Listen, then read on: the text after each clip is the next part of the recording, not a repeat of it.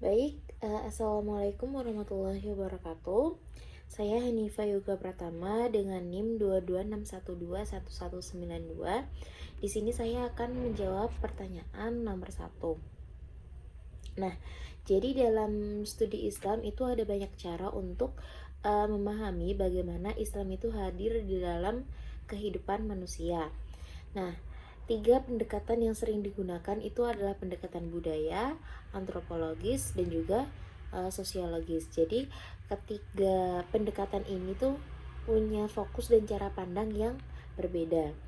Nah, yang pertama yaitu pendekatan budaya. Pendekatan budaya ini adalah melihat Islam sebagai bagian dari kebudayaan masyarakat. Artinya, ajaran Islam itu tidak hanya dilihat dari kitab suci atau aturan formal, namun juga dilihat dari bagaimana ia itu dijalankan oleh masyarakat dalam bentuk tradisi, ritual, dan juga kebiasaan. Sebagai contohnya adalah tradisi tahlilan atau selamatan yang banyak dilakukan di masyarakat Jawa.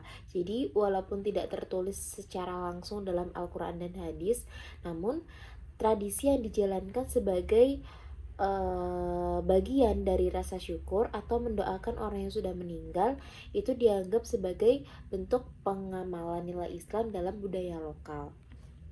Kemudian yang kedua itu ada pendekatan antropologis. Nah, kalau pendekatan antropologis itu adalah budaya itu tuh fokus pada tradisi yang secara umum.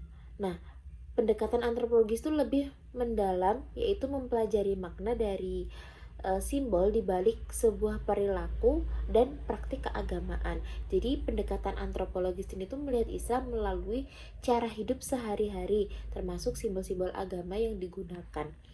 Contohnya seperti penggunaan kerudung atau gamis itu tidak hanya dilihat sebagai kewajiban berpakaian, namun juga sebagai simbol identitas keislaman dan budaya di dalam masyarakat tertentu. Nah,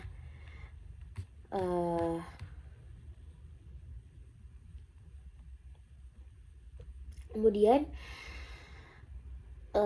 yang ketiga ada pendekatan sosiologis.